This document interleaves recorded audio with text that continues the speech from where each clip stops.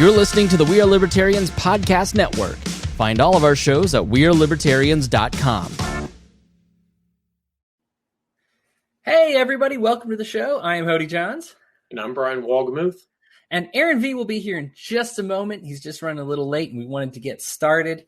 First things first, this is Enemy of My Enemy, where we represent center, right, and left libertarian values all in the same show. We talk about what we agree, disagree on, and we all end up friends after it's all said and done, just to show you what a good, proper disagreement might look like. So what we want to, well, let me start with something today. I did want to issue an apology to my buddy Dave Smith.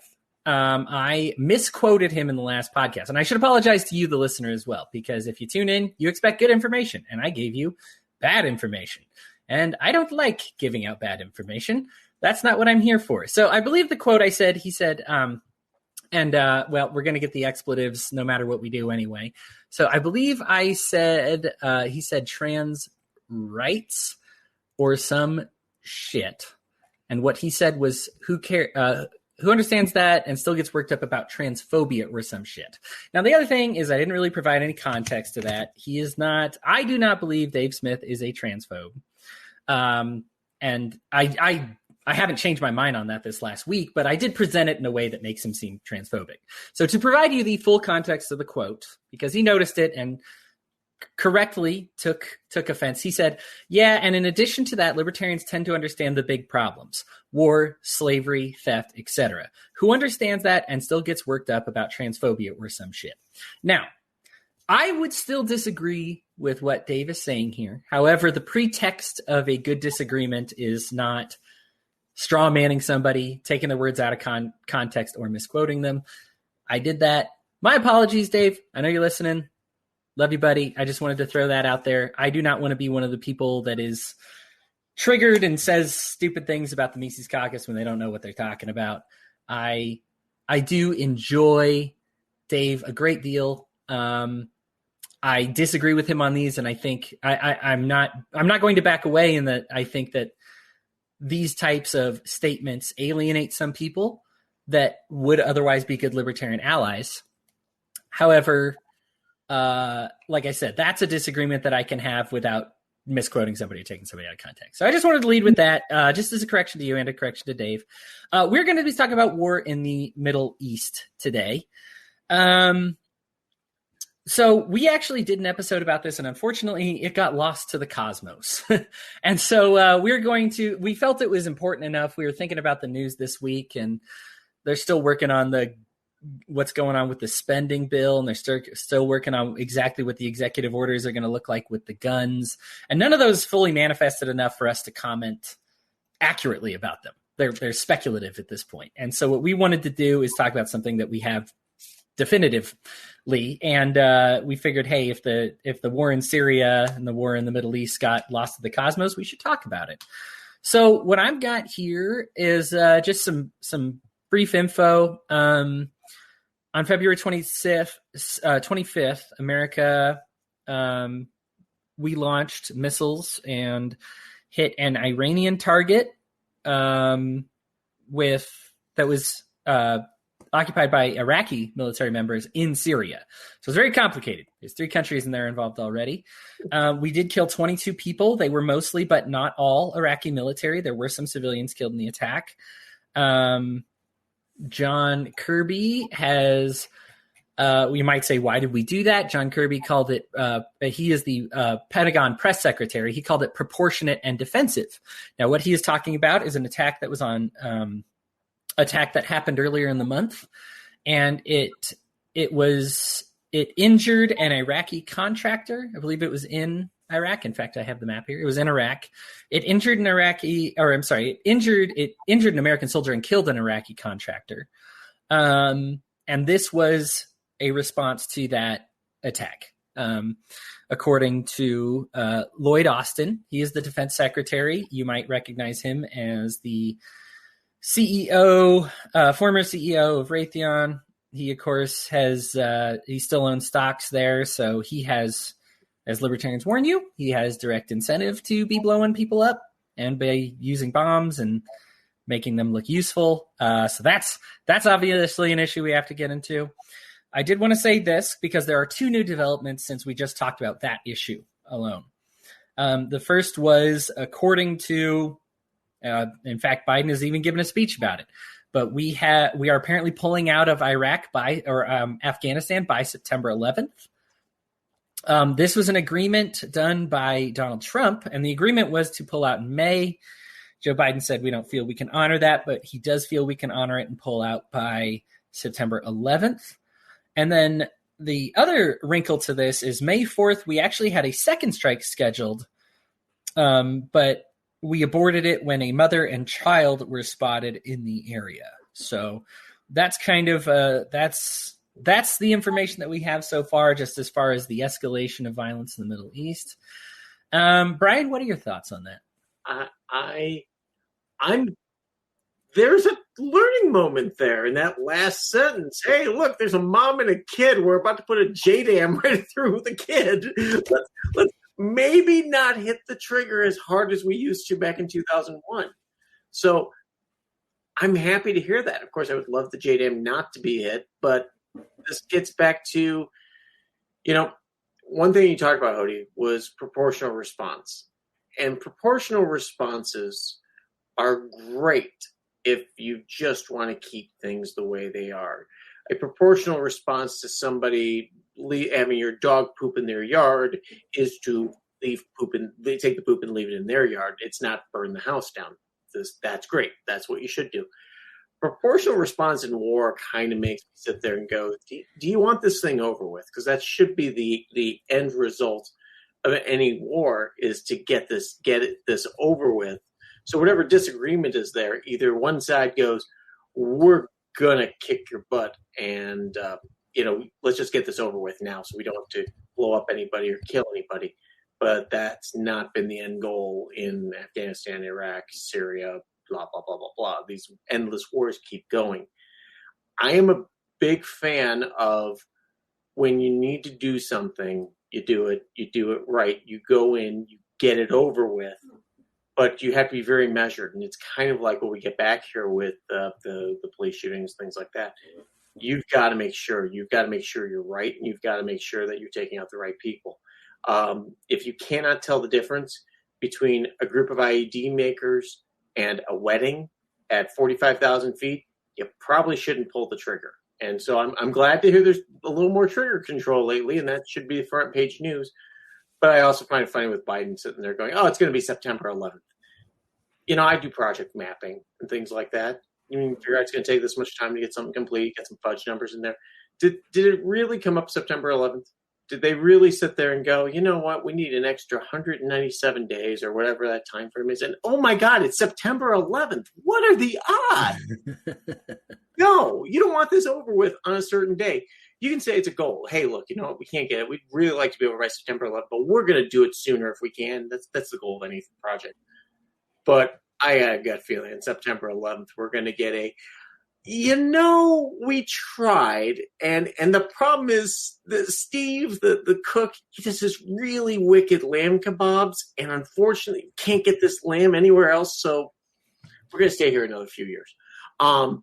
So they'll come up with something. And it's sad. But until we start voting these people out and getting them out of there, we're going to still keep shipping people. And even if they're like, oh, it's only 3,000 people. I want you to go grab 3,000 of your neighbors, ship them over to Afghanistan for 6 months to a year, have them come back and tell me how their experience was. It's ridiculous. Yeah, it's as libertarians, obviously war is bad. War is if you were to name something besides like statism that was the opposite of libertarianism, I think war is pretty close. I mean, it involves a lot of things that libertarians hate, and it is to be avoided at all costs. I'm going to caveat that there are legit reasons to go, and I'm going to say that it is such a narrow. It's kind of like, we had to go in and like going after Osama bin Laden. That's kind of like he kind of launched an attack on us. We can get into all the end. These people knew, blah blah blah. We can get into all of that.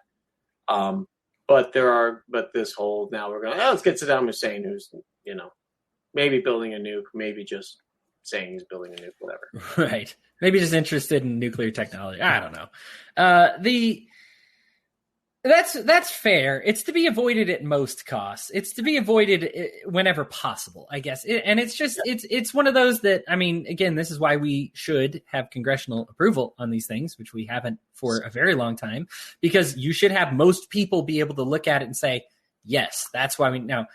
I think beyond congressional approval, you should be able to get popular approval, because if you're going to send our people, if you're going to send our kids into war, and you're a politician, it's not really your skin in the game. So you're more likely to vote for war because you actually make the economy look a little bit better, and you get to create some nationalism, and all that works well for USA. Let's get us reelected. You have incentives to make bad choices. Thomas Sowell was I love that economist, really good at explaining why politicians make these kinds of decisions. Because they are not there they have no incentive to protect you. Historically, they haven't done it. It might look like protection, but it's not. We will endanger, trust me. Had we let the attack go that injured an American soldier and killed an Iraqi contractor, we would have far less terrorism and people and Americans targeted had we let it go. And I'm not even saying we should let it go, but we would have more people safer had we let that go than if we decided to blow up 22 Iraqi people. Get this, there's 3 countries we irritated doing this. It was in Syria, so we violated their sovereignty. It was an Iranian target that was staffed by Iraqi militia. We angered 3 countries at once. We killed some civilians, and all those people are going to have anti-American sentiment. Like it's just we have made ourselves significantly less safe by doing this. I'm scratching my head on the whole. This is an Iranian base controlled by Iraqi soldiers. That's kind of like having like a Green Bay Packer, like a party staffed by Chicago Bears fans. The Iraqis and the Iranians don't get along horribly well. There might be some Shia ones that do, but for the most part, they don't get along great. And the Syrians as well, they don't get along very great with the Iraqis or the Iranians, except for when it comes to money. So it's like, what the heck was going on there, and who decided to pull the trigger on that? We've got 20 families mourning. We have families mourning on all sides of this, and this keeps going and going. And it's part of the reason why it used to be like in the 90s when it was like, I'll get into the military and have a career, learn some stuff, and get out. And now it's a legit, you're going to get shipped somewhere. And I have friends that have kids that are in there. I support them. I want them to be safe. I want them to go wherever. I want them to come home, and I want them to live absolutely normal lives. I don't want them being, injured mentally or physically over some cliff in rural Afghanistan because that guy's goat looked at us funny. So, I'm going to ask you a question that I feel you'll be able to get the answer to. Okay. What's the easiest way to not get U.S. troops injured or killed overseas? Well, we do a great job injuring them here in the U.S. So by far. The greatest way is to get them home. There you go. And I love the whole idea of, we need contractors, or we need, advisors. We need advisors over there to help them. And I'm like, we got all these satellites, and, the internet's kind of cheap nowadays. Not cheap everywhere, but I'm pretty sure we could probably send them a YouTube link on, like, hey, go shoot that way, and bang, bang, or fly them over here and train them. And I have no problems with training, legit government, legit people how to defend themselves. But that's where it all gets back to, is defending themselves. A lot of these villages that get totally populated with various groups, extremist groups, anti-extremist groups, anti-extremist groups, whatever they want to call it. Those group families know they're living in terror under one foot or another on their throat. So the libertarian answer to all that is bring them home, please. Stop sending them over to get killed. there are going to be legit times that we do need to intervene. There's going to be great times where we can take an aircraft carrier off the coast of, we're mocking that. You remember when the big Sumatra, the tsunami and everything? Mm-hmm. Mocking Bush for sending an aircraft carrier.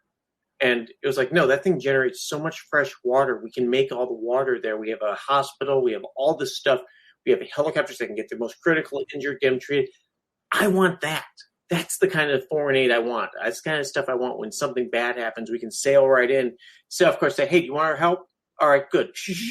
Do our logistics, get in there, get people help. And what happens? They love us then. They go, holy crap. The Americans came in. They didn't come in with guns blazing. They came in and said, holy crap, he's got a compound fracture of his leg. We got a doc here.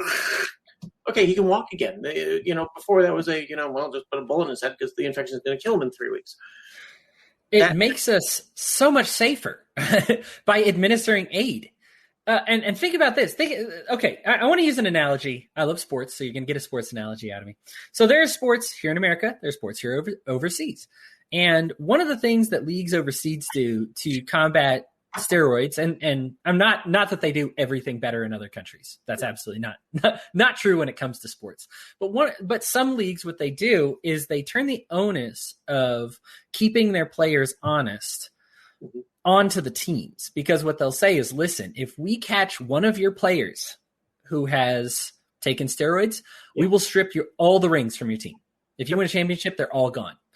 Who then do you think enforces the rule that you don't mess with? The team is going to be like, no, nobody's taking these. We're going to make sure of it. We're going to be sure. We'll call ourselves out. We're going to heavily monitor it, because if the league catches us, we can't have this, right? That's not what happens here in America. So think about this. Who would enforce then if, like Brian suggested, somebody comes in and gives you fresh water and food to your people that are suffering? If somebody attacks those people, who then is going to enforce it? We don't have to enforce it. No. Their country's going to enforce it. They're going to be like, you attacked the people who did what? Yeah. And that's the thing. And actually, the scary thing is this, that there's actually a lot of aid that goes into Afghanistan. There's actually a lot of good that goes into it.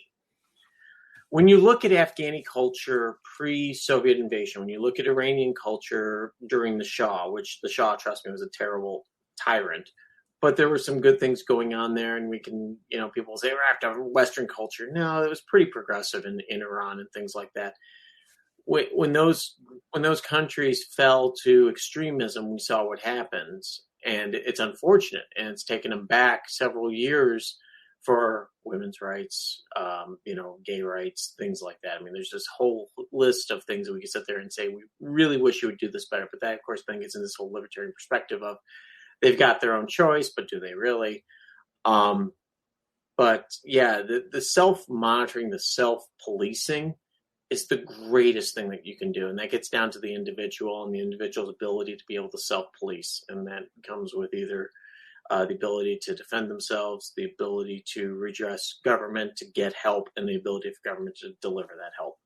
And usually in what we'll call third world countries, unfortunately, all three of those don't exist. If we were to take half of the military budget and spend it on foreign aid, we would be able to feed, clothe, house, give water to every destitute person on earth. Go ahead. I mean, so what we're talking about here, and here's my thing with that. I'm not, obviously the libertarian solution isn't to have government do it, because believe me, they'd find a way to screw it up. But that would undoubtedly make us safer. That's not even a question. It's one of those things nobody would debate you on. If you said, let's take half this military budget, because the U.S. military budget, in case you didn't know, is pretty substantial compared to the rest of the world, right? We would be, a little bit. We would be so much safer had we done these things. But instead, what we've elected to do is go in there, bomb and bomb and bomb. Brian brings up a great point. We're talking about, these people weren't fully progressive, okay? We set them back. Because think about what happened in America when we got left alone. Was it a foreign nation that forced us to release our slaves? Was it a foreign nation that made us pass the Civil Rights Act? Was it a foreign nation that said women should be paid equally in the workplace? We're not perfect, okay? We are progressing. These are things we're getting better on. I'm not going to say we're 100%, but I doubt a country coming here and blowing us up until we accepted that women deserved equal pay in the workplace was going to make everybody turned on to the idea that women should be paid equal in the workplace. And so what it does is it sets us back. They should be permitted to take the course that we've taken and to say like, hey, we got left alone. We ended up progressing. These bad ideas get filtered out more. And America's not a perfect, believe me, we are not a perfect free market as is. But at least we've been left alone by foreign entities. And even just that, now we'd be much more progressive if the market were free. There's no room. Markets don't allow room for bigotry. I mean, these margins of, if you want to compete in a free market, you need to be looking at fractions of a percent. Like, I mean, 0.01 percentages and stuff like that. So if you turn off 5% of your base because you say something racist, you're dead. You're done. The only way you're going to survive that is if there's some type of coercion in place. Well, go ahead, Brian. The funny thing is this, and this is kind of this weird libertarian spot I always find a lot of us in. You have the right to say whatever you want. That's a fundamental right. You have a right to suffer the consequences of saying what that is, but that's not because from government. The problem is where that line gets crossed, where government comes in and says we are going to inflict these consequences. I'm a big fan of the baker having the right to not bake the cake. I have the right to refuse service to anyone I want. Now, should they bake the cake? Yeah. You know what I'd say? I'd say, here's the cake.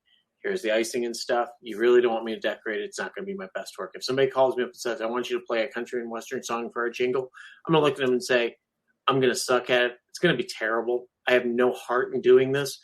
You may want to go somewhere else. Here, I'll even sell you the guitar. Go for it. Have fun. But that's kind of where this all falls into, is the freedom of choice and the freedom to have those consequences. Where I have the problem is when government and groups jump in and say, we are the arbiter of consequences. It's like, no, you aren't the arbiter of the consequences. The arbiter should be the rest of the market who says, yes, I want to buy for you, or no. And it's the Streisand effect with all of these. Guess what happens when you get the pizza place up in there? It's like when they were calling around saying, would you bake a pizza for a gay marriage? And the guy's like, no, I don't know. We really don't do pizzas for weddings. Oh my God, you're a homophobe. Guess what? That guy got tons of business from all the wrong people for all the wrong reasons. So we were looking at, I was actually looking at a case of two bakeries. One that the government stepped in and helped out, and another where they said, yeah, you're free to be homophobes, right? When they stepped in and said, you can't not bake the cake. Yeah. And so in these bakeries, the one that was forced to stay open ended up getting a ton of business because people came in and, they're like, haha, this is hilarious. Look at them. They're forced to make all these cakes, right? So these bigots managed to profit. For the one that they said, no, they're allowed to. They went out of business within a year. I mean, it's just because people's response was gross. Like you said, it's the Streisand effect. Like you think you're owning them, but really you're just playing right into their hands. Right. We've kind of deviated from war a little bit, and I'm aware I opened that when I talked about bigotry and progression. But the point is that these are types of things that the market takes better care of, and we would do, instead of trying to force something down their throat, we would be much better off allowing them to take care of it themselves. There might be something in us. Now, here's the thing. If you are the type of person that wants to say, you know what, I have to intervene. I can't stand to hear about people suffering. I get it.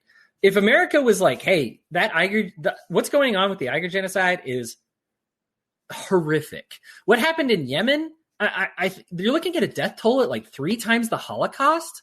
Like, yeah, like we're talking some horrifying events happening in the world.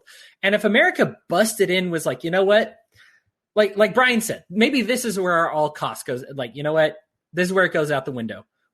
You can't starve those people to death.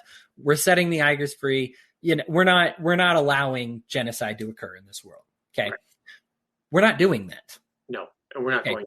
Think about what we are doing. So this is the problem again with an authoritarian force in charge of this, is they don't have the incentive to do it right. And what they do is they say, you injured one of our guys that we had stationed in your country? Well, we're going to kill 22 of your people now.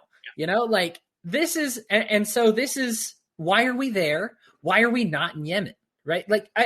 You want to take the wind out of a libertarian sails? Fix government. That's really what it comes down to. If government was using their abilities to stop Hitler-like people that are here in the world today, if they were busting into China and setting the Uyghurs free, if they were feeding the people in Yemen or rescuing them and taking them here, I would have no ground to stand on. I might still believe that government shouldn't have a role to play in the world, but people would be like, "Oh, come on!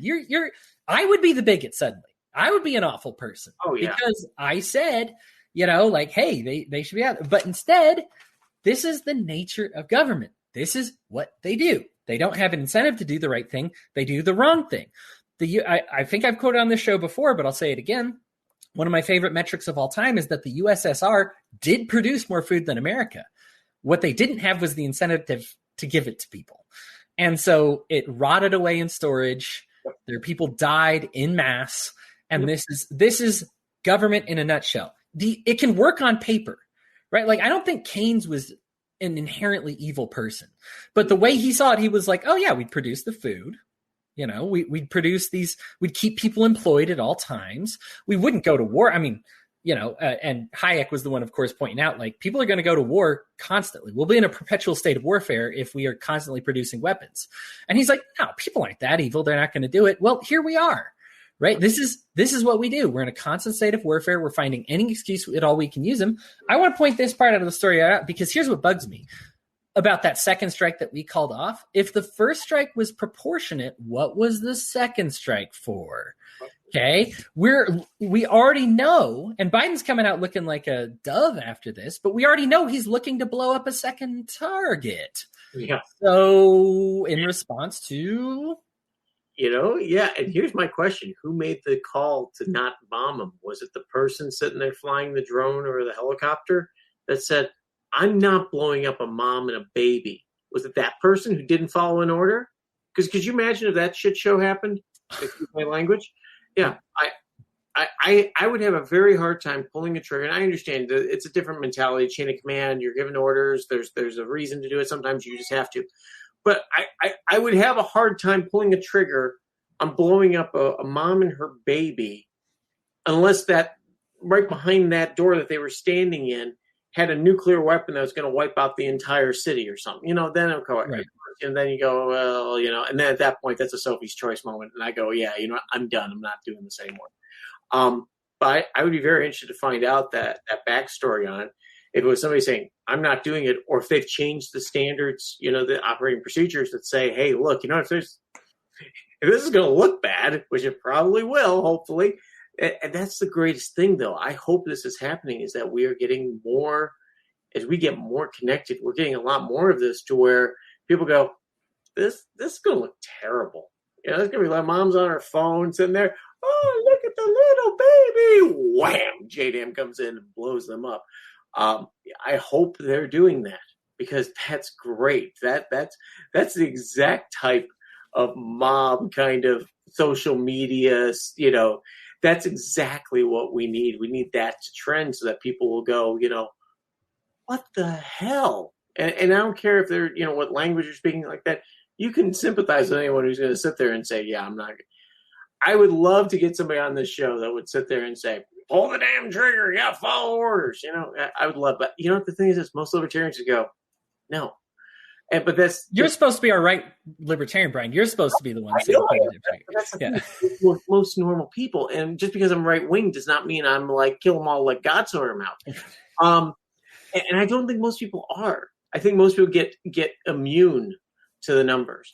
Now, as far as state of war and stuff like that, the scary thing is that as a species, percentage-wise, things like that, we're kind of at almost our lowest state. Even when we sit there and think of the horrors of what's gone on in Afghanistan and Iraq and Syria and things like that. I mean, we lost a good chunk of 57,000 soldiers in Vietnam over a decade.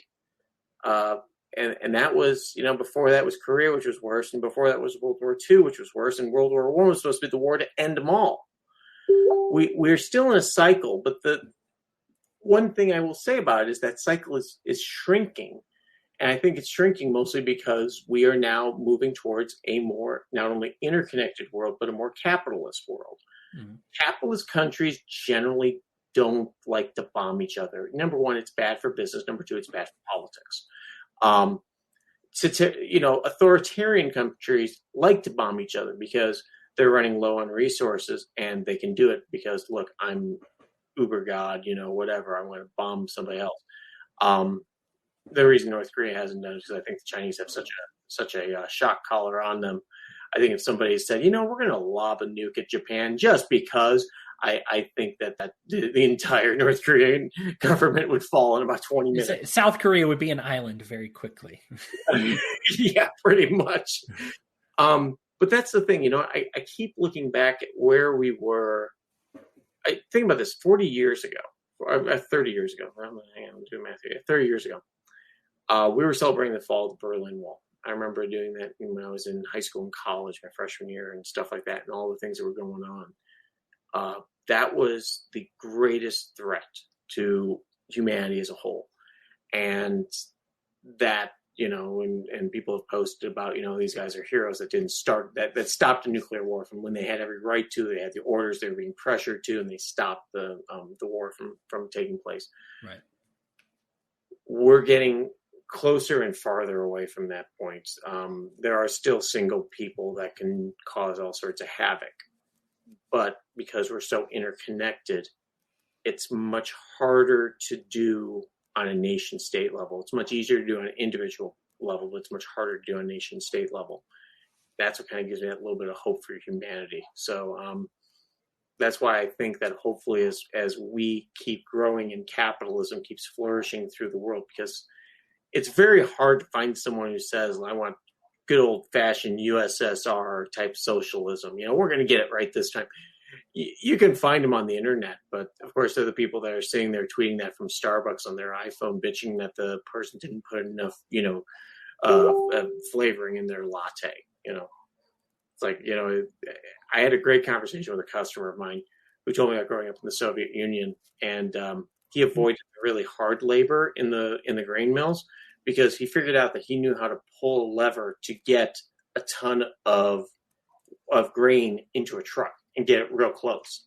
And he was really good at that. He didn't have to be the guy that stuck his arm in the still on combine to loosen it up. And if you loosened it up wrong and the guy was too drunk and didn't have the brake on, it would rip your arm off.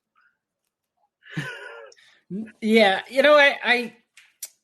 It looks like we may be without Aaron for this podcast. So to represent his lefty views, I will say this. I am very much a capitalist. I'm very much an Adam Smith capitalist. I'm very much a self-ownership capitalist, which can be different from how a lot of times people describe capitalism. So for me, I still believe you own yourself, you own the tools for your labor, and you should own the product of your labor as well. Now, that is something that's missing from every country. That's a fantasy, right? Like right now, we're not close to that anyway. You call it corporatism or whatever you want, but literally by definition, it was even a socialist that defined the word capitalism. I love this story because what he did is they looked out in the fields and they're like, well, who owns the head of cows? Capital.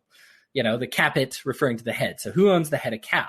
And he called it, the capitalists would say, the individual owns it, right? Whereas others would say other things. And I love that because there was actually a time in capitalism socialist history where the socialists and capitalists weren't actually enemies. In fact, some were good friends. So Marx intentionally mislabeled capitalism as this, despite how Adam Smith talked poorly about landlordism and these predatory practices, Marx labeled it as that. And his fellow socialists, including like Kropotkin, were like, no. Like those people are actually kind of close to us here because we believe in individual ownership and not, these people. Like you need to knock it off. So the reason we know Marx tried to intentionally mislabel capitalism is because of other socialists that were like, the capitalists are actually kind of our friend.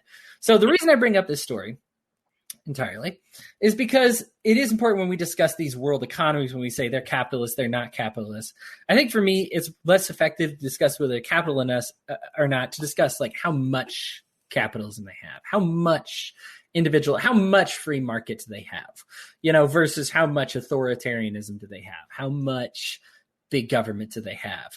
And a lot of these countries that, as you mentioned, now this is where I will agree with you, the bombs are generally flung at countries that don't have high degrees of free markets, that don't have high degrees of capitalism. Politics, in a political sense, they treat it like a zero-sum game.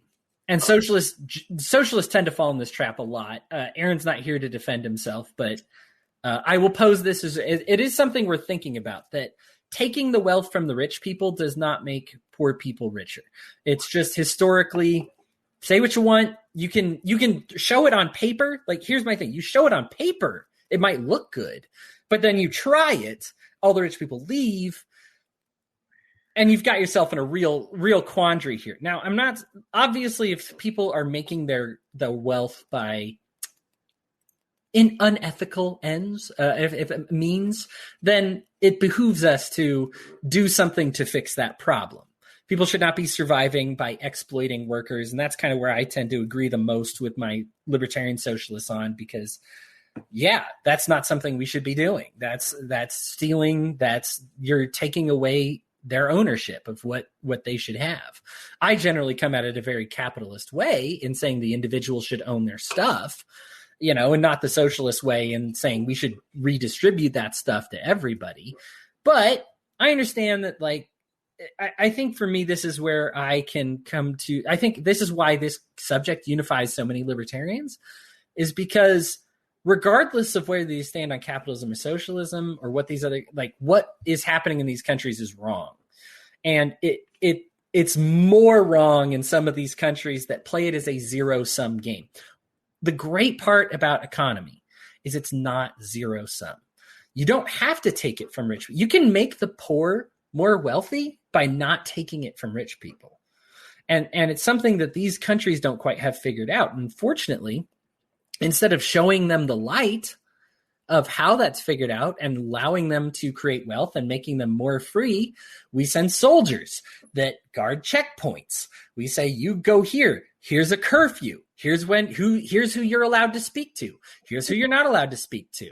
These are the places you can go. These are the places you can't. We're going to manage your whole. And it's like this is, we're doing to them what we know doesn't work. Right? It's controlling a populace by the worst means necessary.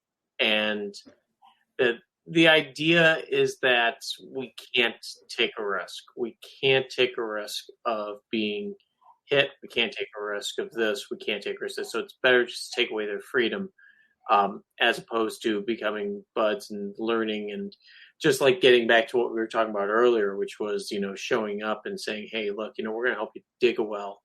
We're going to help you with school. We're not going to force anything down your throat. You want to go ahead and don't want us here? No problem. We're going to leave here as quickly as possible. Here's some medicine. Here's some, help if you need food. And here's how you get a hold of us. And we're out of here. Have a great day. Watch how fast, people that are going to sit there and say, don't take that food and water because it's evil. It's like that preacher who sits there and just screams at somebody, you can't take this because this has been polluted by blah, blah, blah. Eventually people are going to go, it doesn't seem too polluted. In fact, they're trying to help us, and you're the ones trying to kill us because holding on to your thing. It's great to watch those things change in cultures' minds when they suddenly back off and they go, you know what? Yeah, you guys are full of crap. But getting back to the whole tax thing as well, this brought this up. I'm sorry, Cody. I was watching an interview with Alan Parsons, who is the engineer on Dark Side of the Moon, Alan Parsons Project, blah blah blah. But he talked about how he left England because England in the 70s had a tax rate on the wealthy of 83%. You want to talk about how rich people leave? Rich people leave. And if we think we're going to suddenly be different here in the U.S. because we're awesome, got news here. We're at the pinnacle of human travel. It is now very easy for us to buy a plane ticket, go to Bermuda or go to the Caymans, and walk in with a USB drive full of Bitcoin and saying, "Hi, I'd like to live here." Yeah. Let me show you to your home, sir. Yeah. Yeah, you got to carry all this around. It gets pretty heavy, but if you have this little USB drive, guess what? Hey, I can get that in. I can get that into through the airport. But that's the thing. We just got to stop making terrorists, making people hate us by us bombing because politicians make the easiest and most politically astute decision for what they think it is. Again, gets back to Biden picking September 11th. That's just I've called that out. I've called that out with other friends and things like that, and they've all said, yeah, it's just. I haven't thought about it that way, but that's a very good point. You're doing it to commemorate it for you as opposed to because it makes tactical sense. Right. If your goal is to get out there as soon as possible, your goal is to get out there as soon as possible. And if it happens to fall on September 11th, okay. But if I can get it done August 12th, whatever day can I get it done? My question would be, why can't we meet that May 1st date? You tell me why. And if you say, well, we're worried about security at this location, can I get everybody else out? I mean, you got to have a supply chain, food, stuff like people in the airport to pick up stuff. Okay, I get that. Can I outsource some of this? Can we get some of this done so we can get out of Afghanistan once and for all? Because, it took the Soviets, a decade? It took us 2 decades to figure out things aren't going to change because it's a country that's very isolated and wants to be. So right. Trump pulled out of that area and it got bombed like the very next day. And I do feel that there's a responsible way. Look, we were irresponsible for getting into it to begin with. So right. I do believe there's a responsible way to withdraw. Making that day that you withdraw coincide with an event for your political agenda is not the tactful way to do it. Now, like you said, I think that there's a smart way to say, like, listen, here's our plans. We're going to leave. Let's turn this over to you. We got plenty of time. Here's what you're going to have to do to make it happen. There's an expert from within the Biden administration who has already said, now, this all might not happen. This is what's announced. Like you said this at the beginning, and I will give you credit because I was excited by the news, and I still am a little bit, and I do want to get more into that. But it doesn't always happen. Barack Obama signed an executive order to close Guantanamo Bay. That never happened. It's one of those that, and I think for me that's striking because, even as a libertarian, I think that executive orders are terrible because they're absolute and they happen, but they don't always happen. Like they only happen if they want it to happen. Right. And so the issue is here we say we're pulling out of Afghanistan, but we're going to delay it, and then maybe then we'll have a reason to delay it. Maybe they'll have a reason to delay it. The other issue is if we pull out of Afghanistan, are we still going to leave? Well, we have troops in every country in the world, so are we going to still have some troops there? Yes. And are we still going to? Are those troops coming home, or are they going somewhere else, maybe nearby? And that is far more likely than them coming home. Now, I don't want to make this sound like there is no pleasing me. Because I do want to, libertarians, a lot of times we're just government can't do it right. And when they try to do it right, they do it in the most jackass way possible. And we're right about that 99.9% of the time. We're also probably right about this as well. However, I do want to lend some credence, if it is happening, that this is very important. I would have a hard time explaining. We've had a show on Real Libertarians before about the Afghanistan papers. If you don't know what those are, give it a quick Google, read them on Wikipedia. It describes how our last 3 administrations have all lied about the civilians we blew up in Afghanistan. And we report 1,000 when it's 10,000. And we report terrorists when it's really a wedding. And it's this terrible. What's happening in Afghanistan is, while what's happening in Yemen is killing millions, we're not exactly holier than thou because we're killing hundreds of thousands somewhere else. Yeah. And these are not guilty parties in many of these cases. There's a great piece by the New York Times that talks about how conflicted the soldiers are hearing this pullout. On one hand, they're excited to not be in Afghanistan anymore because it's been hellish. On the other hand, and this is what really struck me, I think they interviewed a ton of people, and the overwhelming sentiment was they just said, our biggest regret is we didn't do anything here. We didn't do anything here. We signed up in the military because we were like, let's go to Afghanistan. Let's do something here. Let's make this a better place. Let's be a source of healing. Let's be the peacemakers. None of that happened. And I mean, of course, as libertarians, we say no, duh. But when you're a kid, I mean, I know when I was in high school and when I would have first been recruited by the military in college, I certainly had these feelings that we invade other countries to make it better, to be the healers in the world, because that's the hype, right? That's what they show in the commercials when I'm watching TV is these our veterans, they go up to these poor people and they're offering them water and food. And you're just like, oh my gosh, I want to be like that. That's what I want to do. I want to be the superhero that shows up and kick these evil Al-Qaeda out and kick the Taliban out and get the good people in charge and then leave and everything's going to be great. We didn't do any of that. We didn't do anything. And this is the problem they have. And I feel for them because, like I said, they probably got recruited when they're young and impressionable. And I don't even say like young and stupid, because you go with the knowledge that you have. And if the knowledge you have is I saw somebody on a commercial feeding somebody and this is what they promised me, then that's what I thought was going to happen. And I am really, I give the same, people might not like it, but I kind of feel the same way about police officers. Is you end up thinking you're going to be a peacekeeper, and what ends up happening is you turn into a road pirate, and it's one of the, or a murderer. That's happening a little bit too, but these people wanted it to be fixed. Now, here's the thing: getting out is the best thing we can do, even if the government does fall after we're gone, because what we're doing is we're making it more dangerous for our own people by being there. We've killed hundreds of thousands. We already know it. We've seen the papers. You mentioned something earlier, Brian, that I also wanted to touch on, and that's when you say when you see on video a mom and her kid getting blown up, it might strike you as this is going to be a bad idea. Yeah. But people remember the first WikiLeaks. There was a lot of blowing up civilians and laughing at them while they were hiding behind cars. Yeah. And I mean, the whole Chelsea Manning leak was astounding. I mean, it was one of those where that shook something up in me. That's something that made me change vastly about how I saw the military, because I saw this as generally idealistic people getting suckered into doing the wrong thing. Mm-hmm. And this really, overwhelming. If you watch those videos, there's laughter. Oh, yeah. There's enjoyment. There's no view that these people who are running around are living things. Not even, and I say living things like not people, like they don't even view them like dogs. Right. Like it's literally video game stuff. It's a video game. You see people blow up and you just say, hey, that's the video game. That's what we're doing. And this is war.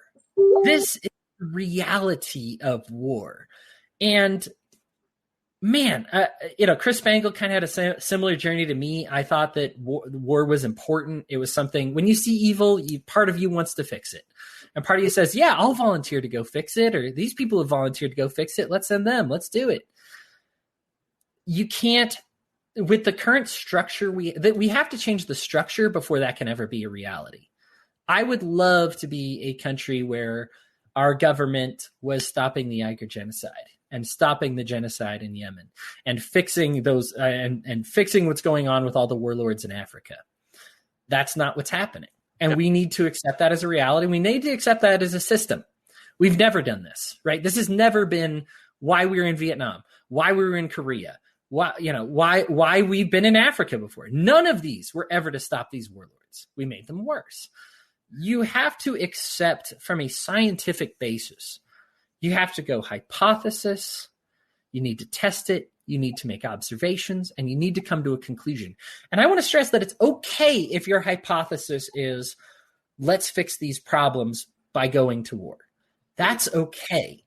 It's not okay to ignore the testing and the observation part of the scientific method, because you need to look at that and just say, we've tested it. You've seen the results. Now you have to come to a conclusion, because I would hope that a private militia would spark up and rescue some of these people who are hurting. Of course, that would involve us opening our borders on immigrants a little bit, but finding that to death, please.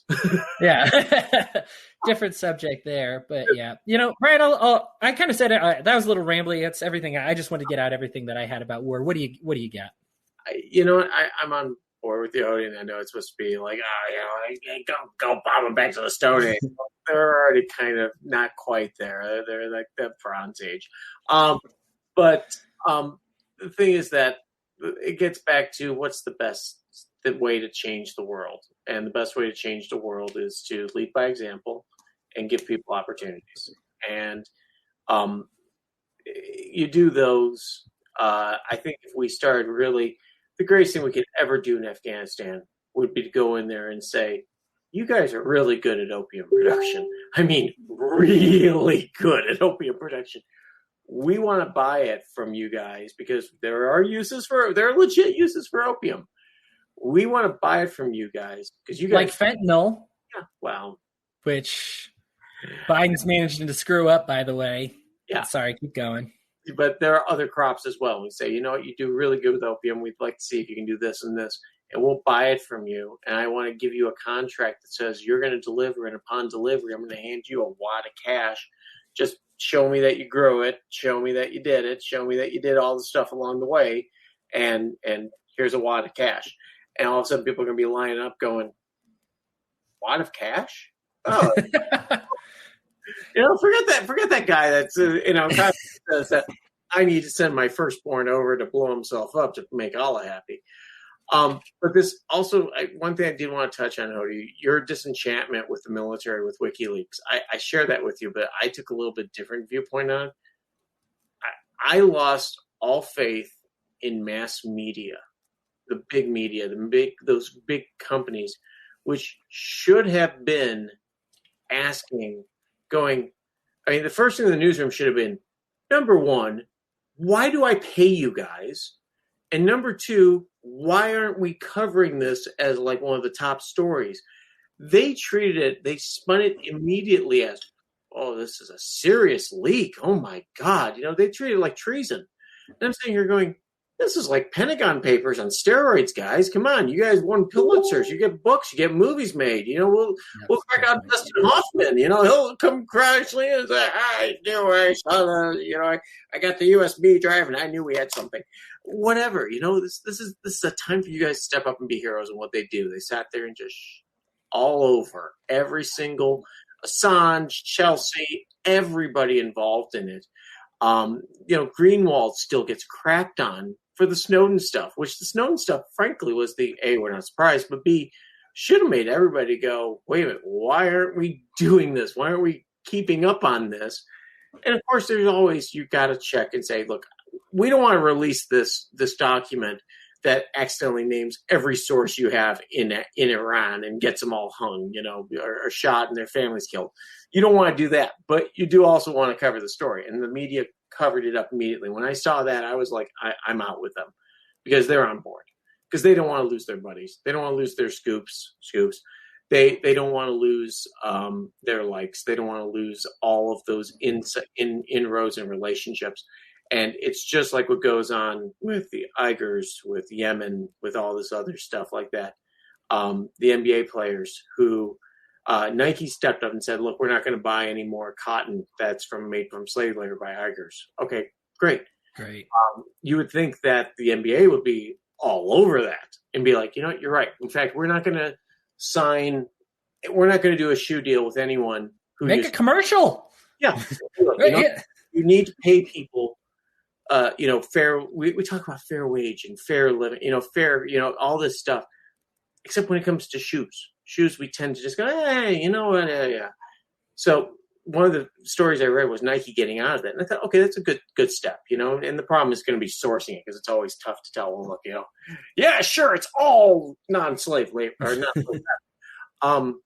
But there's an interesting thing that Nike is not one of the large. Nike's a large brand in China, but it's not the brand. There's two Chinese brands over there that not only said they're not going to stop using Uyghur cotton, slave labor cotton, they're going to buy Nike's share of it and use it in their shoes. Do you know that NBA players also endorse those shoes? Do you know NBA players get hundreds of millions of dollars just like they get from Nike for endorsing those shoes? Yeah. You seen any of those NBA players go, no, we're done. We're not going to take that money. Because there's some pretty big NBA players. If you look at the stories on it, it's like, I'm not going to name the names. There's some pretty big NBA players who have suddenly just gone quiet about slave cotton coming from Uyghurs, and they're still cashing the checks, which killed the social media thing for me a while ago with them. So in the end, it's all about money. It's all about influence. It's all about when you get to these very large groups like this and the money's just flowing in, everybody shuts up. It's like it's defense, government, media. Okay, let me get the tinfoil on now on the head. All of these entertainment groups that just say, don't rock the boat, because if you rock the boat, 7 billion people, 6 billion people, whoever's not involved are going to say, wait a minute, time out here. Yeah. And it all ends. Well, there's always been a risk. I mean, the thing with media is, even from the founding of this country, read a book called America's First Crisis, and it's an excellent book. Generally deals with a lot of immigration, but there's actually a ton about media in there too, and about how right off the bat, it's not like media was corrupt. There's a newspaper reporting unironically, that people bought and believed that George Washington had lizard parents, like was hatched from lizard people. And I mean, the whole way we got Alexander Hamilton's papers released was a paper lied about him. And then Alexander Hamilton was like, all right, well, because these lies have now gotten so popular, I have to step out here and talk about the truth. Media has always been like difficult because you're catering to an audience. You want an audience. You say something crazy, you get a bigger audience, even if it's wrong. Yeah. I tend to look at guys like Ben Shapiro, who spend 90% of their time talking about why you should call trans people not by their preferred pronouns and by using their dead names. I believe statistically it's something like he spends a quarter of his time talking about it. Somebody actually ran the numbers on it. It was like he spends a quarter of their time talking about this. Now, I don't believe that what goes through Ben Shapiro's head 25% of his life is that we need to dead name transgendered people. But I think he knows his audience, and I think that that's what people want. And I think that, you got to make sales. This is what people want to talk about. Yeah. We and I wouldn't say we as libertarians are completely immune from it. I mean, isn't that the first rule of sales, to talk about what people are talking about? Right. So this is when even we on this network, I mean, we've made a commitment to talk about issues, current events, right? Like this show, we talk about current events, and then we also talk about whatever's on our mind. But we lead with a current event because that's what people are talking about. That's what people are interested in. That's what's on the news. And so I understand when the media is like, hey, our listeners don't like hearing about this. And the thing is the Afghanistan papers, WikiLeaks, made everybody look bad. Egg on everybody's face. I mean, we are talking about as close as you can have. People want to think Obama was so different than Bush, and Trump was so different than Obama, and Biden was so different from Trump. Like, this is as close to handing a baton to somebody else as it gets. I mean, it is just, it is. And so when we proved it, of course, that does not fit what a lot of people want to hear. You want to believe that your favorite politicians are so much different than the other guys. There's no way they do any of that. And it's just a completely different situation over there. And that's just not how it works. And unfortunately, like you mentioned with the WikiLeaks, it's just, the mass media can't be trusted for it because they're selling to an audience, and it's not a good that they want on their shelf, and that is unfortunate. Now, one of the things that I've loved about We're Libertarians and this network in general and this show is that we go after those other sides of the stories. Chris recommends reading other publications that are not libertarian. He said, go out and read Vox, go out and read the National Review, read these other publications, know what they're talking about, don't get yourself in a libertarian headspace. There is such a thing as a libertarian NPC, as like somebody who is brainlessly anti-government, anti this, anti that, and because they are anti-authority, has no idea what they're for. Right. To them, liberty is just being against everything that's going on. And it's a problem.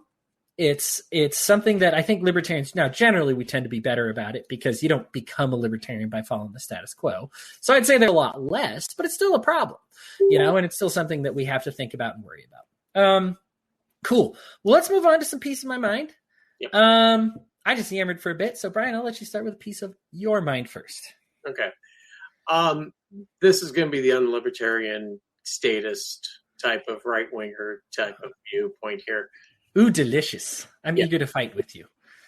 The shooting of the kid in Chicago. And the fact that you called him the kid in Chicago is not a plus for your position already. I know. But please, let me follow through with it. You're good. I'm poking at you. You're good. It's Adam Toledo to anybody listening. Go ahead. We are expecting perfection. We expect perfection in a lot of things. We expect 99.999% of stuff to get right all the time, and that one 1,000th of a percent that doesn't end up right gets scorned. And we want to be better. We always want to be better. We want to do things better. The reality is that we are never going to do things perfect as humanity. Input, output, algorithms, whatever you want to do. Somebody's still designing it. Somebody's still going to make a mistake. We still blow up the occasional space shuttle. We still have a plane crash. We still make a poor choice on building a bomb and bombing out a daycare. The reality is that we get better when we ask questions on why something tragic happened. And this is the Toledo shooting as well. Find out why it happened. And be able to ask questions across the board, not victim blame, because that's the one key point I kind of want to make on this. There's been a lot of jump from a lot of libertarian and anti-statist people, understandably. Kid had his hands up, shouldn't have made the shot. If you watch the video, the kid had his hands up and the shot was already being fired. The decision-making process had already been made because, and I can't get in the cop's head at the time, but if you watch the video, it looks like the kid is throwing the BB gun. And yes, it was a BB gun, but it wasn't clearly marked, like Fred's BB gun. It looked like a weapon that was used just a few minutes earlier shooting up a car. So a split-second decision's made. Was it terrible? Absolutely. Was a frame grab made where the kid's hands were up and the bullet was being fired? Yeah, absolutely. And the picture looks terrible, but you have to watch the whole video. And you never will for a lot of people because honestly, it is very disturbing. I'm not defending the cop in this. I think we have to have due process in this. I think we need to have an investigation, preferably not by somebody that's involved with the police department, just somebody that's going to take a legit look at this. I think we have to ask questions on why this happened. What could have been done differently? I am not going to jump on the no kid should ever die bandwagon, because if that's the case, I'm locking them all at home. Oh wait, they're going to die there too. Guess what? We've seen upticks in child abuse with COVID. Okay, so we're going to make sure that they go to a school. Oh look, they're going to die going to school and being on the bus. We can't live in a zero accidental death world. We'd like to get there, and I think we're getting better at it, but there's always going to be something new and something tragic happens. I'm not dismissing it, and I think we can get better at it, but I think also taking a frame grab and using it as a rally cry of either defund the police or all cops are bastards or whatever you want to call it is disingenuous. I understand the anger. I understand that people should be mad at the situation, but I think we also need to take a step back and say, let's be mad at the situation, not the people in it, until we get a full review of it. Derek Chauvin, trying to compare this to Derek Chauvin, what he did is disingenuous. What Derek Chauvin did, clearly documented. There may have been circumstances there. I don't know if it'll lead to reasonable doubt. I don't think it will, judging by the case that I've seen. But I'm not in the jury, and I don't have the pressures that they do. We just basically have to allow due process to work its way through. Everyone is innocent until proven guilty, no matter how much the media and everybody else likes to jump on board and be judges and things like that. But we also have to be able to ask the hard questions. Why is the kid out? What were they doing? Can we change that so that doesn't happen? So we don't get to that situation plenty of things to look at on the police side to say they can do different, plenty of things that can be done also on the parenting side. I can't imagine letting my 3-year-old run around at 3 o'clock in the morning. But of course, I didn't grow up in that situation. So that's my piece of my mind. I know it's kind of a little statist view there, but here's issues that I have. Now, I agree. I'm not searching for perfection. I do have, as you said, the decision had already been made. Do you remember offhand what the cop said before he fired? Put your hands up. And he was in the process of putting his hands up. Get your fucking hands up. Okay. And it's kind of one of those things where you're just where you've got the adrenaline going and you're running. I have said, get your bleeping thing out of your hand or whatever to a kid of mine. I've said stuff like that when you're in anger and you're running and the adrenaline, and they just hit him with the Dazzler. If you saw it just before, which I think that's the biggest contributor to this whole situation, besides him being out and stuff like that, about when they're running down and they put the light on, you see it strobes like crazy. And you can see the kids disoriented by it. If you ever have one of those strobes go off in your face, it stuns you. It momentarily stuns you, but it also makes it tough to your brain's processing. What's all this going on?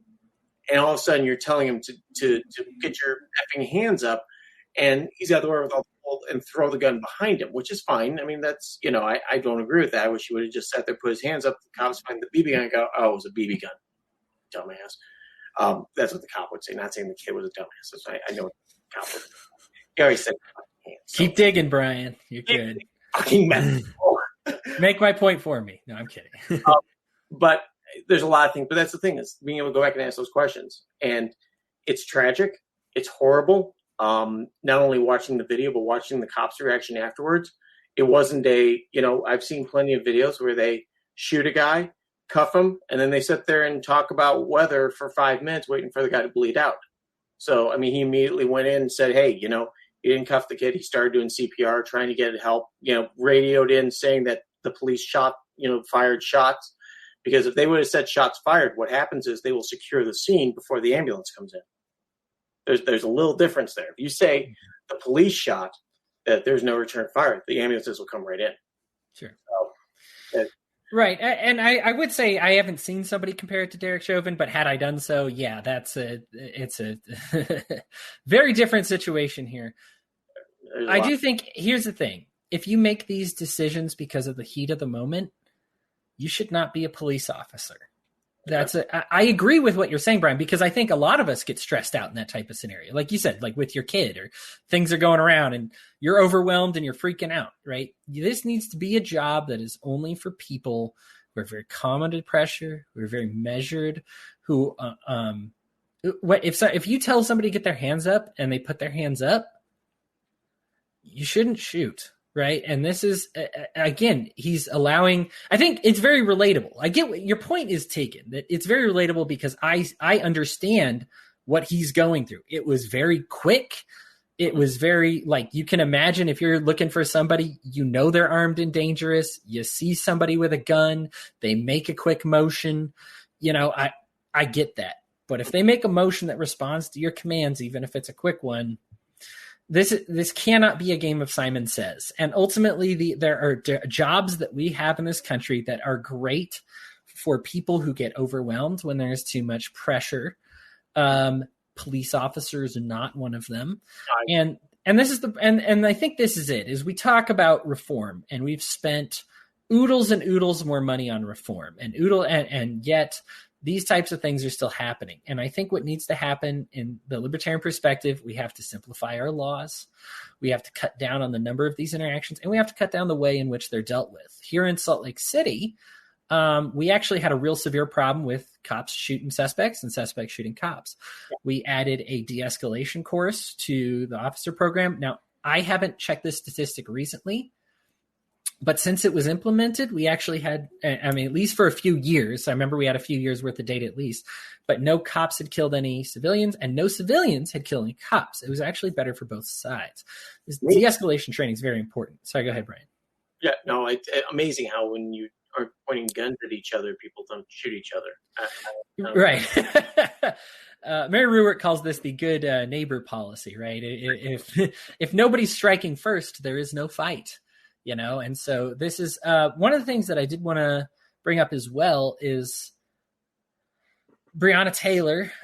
We haven't seen, unfortunately, the body cams didn't work out very well. How did that happen? Isn't that surprising? Turned off? Wow. But we actually have body camera footage of a different raid of those same officers. Yeah. Raiding a different home. Here's the problem. They used the F word 4 times before they said, "We're the police, come downstairs." They busted down a door and they busted the door. And again, 4 different people yelled some iteration of the F word among whatever before they said the word police. So when we talk about how Breonna Taylor's boyfriend shot first, and you see these cops and how they perform in a raid, if somebody busts into my door right now, and I have a gun here, and they start being like, "I'm going to fuck you all up," or whatever, you're just like, oh my gosh, that's, right? This is what it is. And so this is the problem is this is not done in a way that advocates de-escalation. This is another problem with government. They have no incentive to do it. These are not their lives. These are your kids' lives. These aren't their kids' lives. I mean, when there's these public school shootings, look, their kids are, I believe a public sector employee is 8 times more likely to enroll their kid in a private school than a public sector. They don't care what's going on in your public schools. Right? That's not their kids. That's your kids. Yeah. It's the plebes. And it's funny how that changes people, seeing people in the education system, how much they put their kids in private education because they care. Mm-hmm. And that's sad and terrible.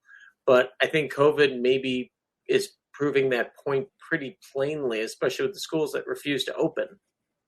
I honestly, I am hoping this is the beginning of the end of mandatory public schools, and that we'll see school choice just blossom across the country, because it's now, I mean, you have to have a heck of a bit of pretzel logic to get to, they kept, okay, if we put the safety things in place, then we can go back to school. Well, now we want our teachers to be vaccinated. And so once they're vaccinated, we'll open up the doors. Well, now we want the kids to be vaccinated. Well, now we want boats, and we want the really nice boats. Don't cheap out on. We want the leather.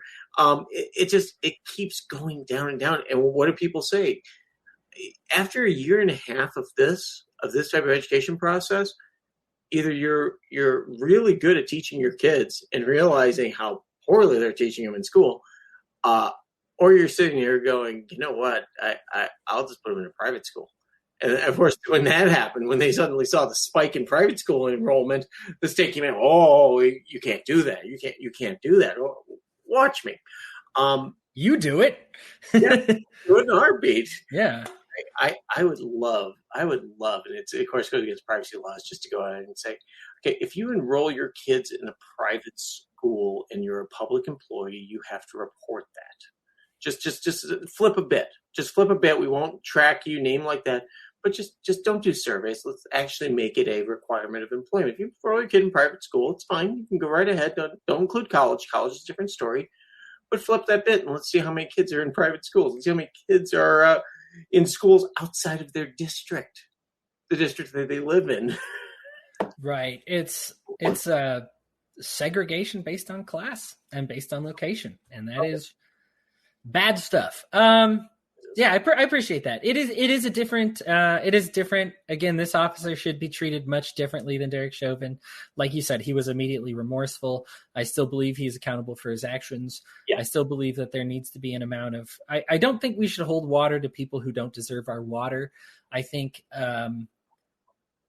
he made a bad mistake when somebody followed his orders. And it's like, it is hard to see. There are worse shootings, and so I think that's your point here is like, it's hard because I think as libertarians, we have to pick and choose our battles. We can't fight every single one. And I guess that might be one of the tougher ones just because of how quickly it happened. We don't want to create a false narrative. Even so, I do think it is a fair point of information to say, like, this is this is a cop, right? Yeah. No problem using expletives. Kid does what he said. Yes, he does it quickly. Still pops him. Yes, he's got too much adrenaline. He's racing. He made a mistake.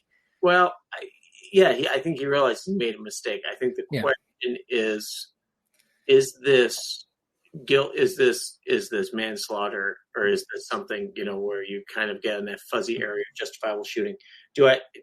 If using expletives is a you're not going to be able to be hired by a police force, we're going to have so many Mormons on the police force. Yes. I bring it up purely because of de-escalation. I mean, obviously, when you're using a swear word, you're escalating the situation. That's the only reason I bring it. I'm not demanding everybody wears magic underpants. I just want to make that clear right now. I get it. I think that expletives have turned and become pretty commonplace. I don't see the expletives. What I do see is, what can we do better? And that's what it comes down to, is what can we do better? I don't think this guy wants to. I'm looking probably too much into this, but judging by his reaction afterwards, not only trying to give the CPR, but sitting down afterwards and just seeing that adrenaline come off, it's going to be impossible to have somebody who's like that 24/7. I think the greatest thing that fixes all of this is body cameras. I think this opens up the world to see what goes on. I do think that anyone who sits there and screams in the media that they need to go ahead and he needed to do a better job of knowing that was a BB gun, I think those people need to take the courses they teach these officers, which be able to identify a BB gun and a real gun, and be able to do it in less than a quarter. Oh, that's what the orange tip means. Oh, you mean he didn't have the orange tip on that? Naughty kid! He took the orange tip off. Oh, I'm sorry you got shot. I would actually like to see one thing, because the taser would have been ineffective. The kid was bundled up and stuff like that. So, I mean, the taser hits the clothes, does nothing. I would love to see, and it's tough to find the science on it, if you had a weapon that could, a smaller grain, because that thing just went right through and he was gone, unfortunately, immediately. But maybe do something different. But these are the questions that we should ask. These are the questions we should sit down with the police, the experienced ones, the ones that we want to listen to, not the guys that sit there and go, "We got a tank. We're gonna go get all the drug dealers and so $1 a pot." Those are the ones, and there's lots of them out there. And that's where I also get to, is that I really have a hard time with ACAB, because if you're going to say all cops are bastards, guess what? You're going to breed an entire group of people who say, "Oh, we're all bastards."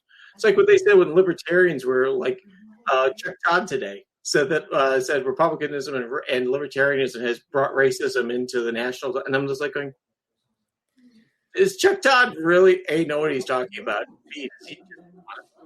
If you're called a racist and have nothing based on it, you're going to think you're either stupid or you're an asshole. And I'm pretty sure it's both. But that's exactly what's going to happen in this case. You get people to tune out and go, I don't want to talk to you. You think we're all evil.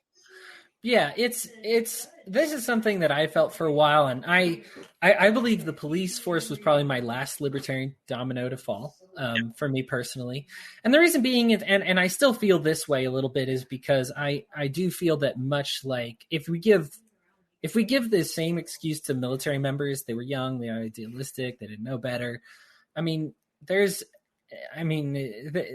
goes department by department, but they have an IQ test where they actually have a maximum that police officers can test. So you can't be too smart and be a cop. That's district by district. It's not every precinct. I don't want everybody thinking that happens, but it does happen. And so that's concerning. And so what they are doing is intentionally preying upon people that follow orders, that don't have a will of their own. They're looking for these people. And I think like you, and this is maybe where it would be nice to have Aaron on the show, but like you, I'm kind of with you that I think that calling them all bastards is not going to help. It's like saying, like, here's the thing. Were all the Nazis at fault and responsible for their actions? Yes, they were. Like, I don't believe in the Nuremberg defense. You have to be accountable for what you do. At the same time, I'm not going to pretend that somebody that had more people called the Nazis bastards, that Nazism wouldn't have worked out. Like, it's just, that's not exactly how that works, right? Like, and we want to do something that's tactful, right? And so instead of appealing to be like, when you tell somebody who doesn't feel they're doing the wrong thing, that they're evil to the core, that they're racist, that they're bastards, that they tune you out. You know what I mean? And we already know it might be wrong, but we already know if our goal is to actually fix it, then we can't galvanize them. Right. And we know how galvanization works. One of my biggest problems with like the Kaepernick protest wasn't that, yes, it was peaceful. He should have been allowed to do it. A lot of people will like make him stand up. I know this is one that might not make me popular among a lot of libertarians, but my problem is, what was the effect? Well, what happened was we had something like 180 body cam laws on the record, like go across the nation in different districts and locals, and all 180 of them got dropped. Yeah. Because they're just like, well, we hate this guy. We're not going to. Now, that shouldn't be and this is why I bring it up. That shouldn't be the case, right? That's not like, good people shouldn't do the wrong thing just because somebody else made them mad. But unfortunately, we live in the real world, and this is how it works. So you might not like it, but yeah, like, we do have to be tactful. You might think yelling all cops are bastards is making their last. I had a friend on Facebook who claimed he was the Dallas sniper and was like, pretty soon we're going to have killed so many cops that nobody's going to apply here anymore. They're running out. They're running low. And here's an idiot. He wasn't even the sniper, because the sniper got caught and he was still around. And like, I mean, and the thing is they're not running out. Like, it's just, they prey on to, and so what it is, you need to address the system without demonizing human beings. Love the sinner, hate the sin. Go back and see why they were sinning, what sin took place, and understand that it's okay to ask the big questions. Right. Get out. Why did they use the Dazzler? Why did they pull the trigger? Why was he shooting? Why was the kid and the guy that's 21 years old, who, by the way, did get charged with child endangerment, and said it wasn't his fault that he got shot, even though he was dragging the kid around and shot up a car just, like a minute and a half earlier. It wasn't his fault. Yeah. Yeah, we have to measure these effects. We have actually, there are instances, we talked about this on the program. We have certain areas that have privatized their police departments. Yeah. And here's what happened. Cop wages doubled. Yeah. Number of cops pretty much halved. Yeah. Response times cut in half. Yeah. Effectiveness increased, and the Supreme Court ruled that they are accountable for their people's safety, whereas a public police department is not.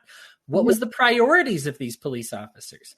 Well, what they started on was open murder mysteries and rape kits, right? What did they not prioritize when because their own city is paying for them and contracting them out, right? It's still not the perfect free market, I get it. But what happened? They stopped policing roads and they started policing rape and murder, right? And so, and here, the reason I bring all this up is because who was a big fan of this? Good cops really liked this system. And so when we go around saying all cops are bastards, as opposed to sharing the system, be like, listen, here's closer to where I envision it, is you going out, solving murders, rapes, theft, stopping people from stealing stuff. Like, this is what I want to see you doing. Here's what I don't want to see you doing. Road piracy, petty crimes, and here's all this. And it increases the quality of what you get. And so it's good for the people, but it's good for the cops too. And I think it's an appeal that we should make to cops. Now, if it's a bad cop, they're going to hear it and they're going to know that they're one of the half of the cops that got cut, right? Oh. They're going to hear this system and they're going to be like, oh, they're going to double our pay, but there's going to be less than half of us left. Well, that's going to be me because I'm a bad cop. Why don't you do the steroid thing then at that point? Hey, look, we find some guy that's embezzling and doing all this stuff. If we catch you doing it, you're all fired. Everything. And then they'll self-police a lot better. All of a sudden going, because we had that actually happen here where a guy was embezzling from the Police Action League. He's embezzling tons of cash. No charges filed. Amazing. What do people think of that when that happens? Oh, look, they're going to be corrupt. Damn. And then nothing you can do because it's the public that got stolen from, and you as an individual are not the public. Stupid. Anyhow, my thing, and this is a good segue from this, my piece of my mind, the trial of Derek Chauvin is going on. It's one of the few times I love when they do this. I love when they have a camera in the courtroom and we actually get to see it. It requires both sides kind of agreeing to it, which is pretty amazing. And so it happens very rarely. Most of the time, we hear, I still remember the OJ case where they had to hold not guilty up as like a paper against the door. And, we don't get to see all these big moments that sometimes happen. Or JonBenet Ramsey is another one. You didn't get to see any of that. But I did want to talk, his defense was astoundingly terrible. And there's a lot of tinfoil hat going around this about why it was so bad. Because some people think like maybe they threw it so that he could get convicted and they could appeal the conviction, or that like, because they like are planning on appeal because like his own defense team was incompetent. If you watched it, it is striking. And I'm just telling you this straight up because this is something Jamie and I, so we've went into it and watched it together. We did not know going into this. We did not believe he would be convicted. We just thought you have to know what's going through his head. There's just no way. Like, it's just impossible. And afterwards, I mean, there was somebody who even came out today, one of the experts in Minnesota there, and was just like, I mean, unless somebody is really, really biased and just will not vote guilty no matter what, I don't see how there's any way he avoids at least guilty on something, right? On at least the manslaughter charge. And that's kind of where Jamie and I left it too. Like, there's just, it went as bad as you can imagine it going. Now, the reason I feel this is important to talk about, and this is something that I kind of learned after like Ahmaud Arbery, right? Like, and he was the one who got hit by the car and shot, and because he was jogging in that neighborhood and he went through an abandoned house or whatever. And the thing is there was a lot of excuses made for why he got shot. And you know what? Be skeptical. We're libertarians. We're all skeptical of everything. Okay. Be skeptical on what you see on the surface. But after you find out they called him the N-word, after you find out that a bunch of people go through that abandoned house, after you find out that, there was no reported robbery in there, after you find like all these, at some point you have to be like, okay, I need to stop being on this position no matter what and start accepting some evidence. So in the case of Derek Chauvin, there are a select group of libertarians that were like, that's a shame, but really, it was probably the drugs that killed him. It was probably meth that killed him. It was, you know what? If he didn't want to do that, he shouldn't have been carrying forged bills. The reason I encourage people to watch these trials is because you should not make an excuse that Derek Chauvin didn't believe and his defense also didn't believe, because that just means you were making up something. And you know what? Maybe you didn't make it up, but you believed the narrative that somebody made up and said, you know what? That's what I'm going with. Because what happened was all these excuses that people had for why Derek Chauvin had to kneel on his neck for 9 minutes and 45 seconds, all these reasons, that were, and ultimately, what did the defense go with? The crowd kind of scared him and he lost track of time. That was the defense. That was the leading defense. Now, later on, they kind of realized that wasn't really doing well with the jury. Surprise, surprise. And so they ended up they got into the autopsy, and then they had the guy so there's the two autopsies, right? And the one autopsy that was like, oh, it might be drug contributed to it. Right. And then they had the other guy get up and he's like, right, but even in that autopsy, while the drugs were a contributing factor, the ultimate death was still lack of air. That's how this gets brought on, right? That's how this death gets brought on. Okay. And then they brought somebody else to be like, what their final defense was, well, maybe it wasn't Derek Chauvin cutting off his oxygen. Maybe George Floyd was being held too close to the car exhaust. Okay. Who do you think was holding him under the car exhaust? And he told you repeatedly he couldn't breathe and needed air. So the reason I bring this up is because it's hard to change your mind. I was not sure initially as well. I watched a video. I watched a second video. I do believe, look, the media is biased. You're just going to have to deal with that. It is. Was he less than forthcoming about getting in the car? Was he not like, oh, sure, yeah, let's hop in the police vehicle, of course, right? Mm-hmm. Yes. All right. Was that hid by the media? Yes, it was. And we have two types of media. One that's like, here's the real George Floyd. Here's the real George Floyd. He's just a person. Okay. Yeah. People want to show these pictures of him, here's him with a gun. Here's him robbing a pregnant lady. I found it. This is the real George Floyd. And then people are like, well, here's him donating his time and money, and here's him, trying to turn his life around. This is the real George Floyd. Can't the real George Floyd just be all that? Like, you got to take in all the information. Now, that being said, if you were on the side of Derek Chauvin did nothing wrong, your defense, whatever legitimate defense you think you had, was not what his own defense team went with, is not what even he believed. What they went with is he lost track of time because the crowd was kind of scary and kneeled on his neck for too long. That's the best they had. And that's why I love watching these, because I think for me, it reveals more than, because we all want to have an opinion, right? We all jump to have an opinion. It's fun to have opinions. I don't blame anybody for that. But you need to refine your opinion when something like this comes up. And when you see a case like this that goes that, I mean, this was south for the defense. I mean, there are times when, I mean, Law and Order, amateurs who've watched 3 episodes of Law and Order would be like, objection. Shouldn't the defense object right now? This is really bad. Like, what's happening? And they just didn't. And it just fell apart for him. I don't quite have the tinfoil hat on to think that they threw it. I've kind of heard the rumors, but it looked thrown for whatever it's worth. It looked very bad. And I don't know if there's another rumor that, because of course the public is providing this defense, that perhaps the public wanted him to lose.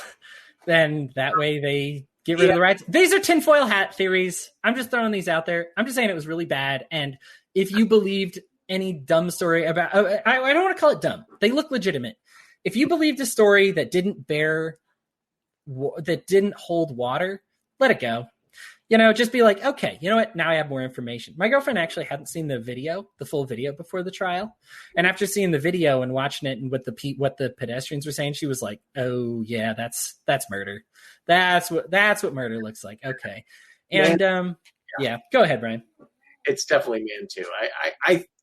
I always said that I think what they're trying to make on their cornerstone here is trying to get percentage of guilt and reasonable and any sort of reasonable doubt.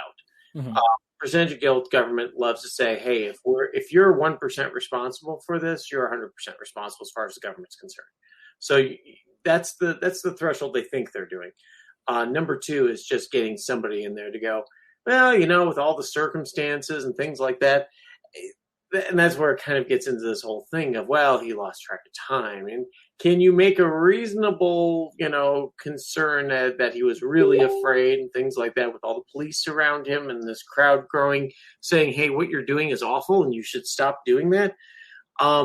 George Floyd should still be alive. He may have died at the hospital if he did have a drug issue, but that should have been done at the hospital, not with Derek Chauvin kneeling on his neck.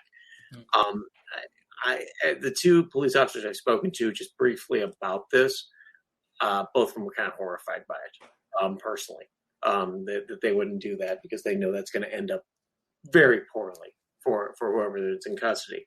I think it does get to that if the police had in custody, they're responsible for your safety. But that's not happening. And that's why I think this defense is all based on, is that we don't have to take care of you. If you contributed at all to your own demise, it's entirely on you. Mm-hmm. And I'll prove one way or another that somewhere the myriad of possibilities that this was just a bad situation that got worse. It's a little harder. It's a little bit easier to make it with the Toledo shooting. It's a little bit harder with Derek Chauvin kneeling on his neck for as long as he did. So, I don't see when I saw this when they first went after murder, I thought, oh God, you're getting into some easily acquittable areas because you can overcharge and the jury can go, that's definitely manslaughter. Murder, you've got even second degree, third degree murder. You got to have some planning here. It's nice that it is Minnesota where they're allowed to charge for all of it because most places you actually have to charge for one thing, go for that thing. Yeah. Yeah, and that's why I think they would have went manslaughter, but I think that's why they threw murder in there. I honestly still think it's going to be manslaughter. No one will be happy with it. No one will be happy with the outcome. I don't see, and honestly, I feel bad for the jurors in this because no matter what decision they make, it's going to ruin their, I mean, I'm not going to say ruin their lives. It's going to follow them for the rest of their lives. Yeah. No matter what the decision, the easy kind of layup decision is guilty on everything, blah, blah, blah. But I don't think it's the right decision to say murder two, probably man two. Which is why I said, I get the whole thing. And my position changed a little bit because when I heard about the drugs, I was like, well, was he unconscious when he put his, was he already out? Was right. he, but no, it's, and watching as limited of the defense that I have, I'm just shaking my head going, this guy's never going to get a job again. Yeah, it's, I was even trying to get the scoop on the defense lawyers, going into this to be like, what's their angle at it? I couldn't find enough about them to kind of establish if this is a common tactic that they use or something. I mean, there really was no tactic. So I bring up George Zimmerman and Casey Anthony are two teams where they might be guilty. They might America was kind of oh my gosh, what the heck happened here? And their defense teams crafted a story. It was believable. They got the jurors, at least all you got to get is at least one juror, right? And so you get at least one juror to believe it. And you say, okay, you know what? This is the story. This is what we're going with. And this is what we want people to feel strongly about. And, I've watched those, and the defense is there.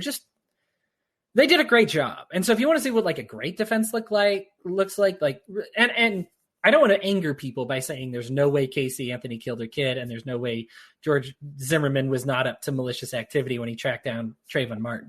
Okay, but this is what a good defense does, right? Is gets their client to look as good as possible. I mean, these people made Derek Chauvin. He looked inept, and then he looked they tried to make him he was really scared, which is why he was ready to mace the people that were asking if the guy was okay. And I'm like, oh, that doesn't make you look better. His hands weren't in his pocket because he was casual. His hands were in his pocket because he was ready to mace the people who were asking if George Floyd was still breathing. It didn't just a step backwards where you're when you practice this, what did it sound like? Was there, I put together some sketches in for my local playhouse before, and I don't think any of them have gone that far south. That is, it was bad. It's bad all around. But. Yeah. Anyhow, guys, war is bad. Murdering people's bad. I wish we had Aaron V here. Poor guy got held up at work, I guess, because I'm sure he would have a different take on murder and war, right? Being bad. No, I'm kidding. He'd probably be a little more heavy on the ACAB stuff, which maybe that'll be a nice debate for some time, but I appreciate you all tuning in. Thank you so much. Share the show if you like it. Brian, I know this takes a lot for you. Appreciate you talking with me tonight, and I'll catch you next week. Thanks, everybody.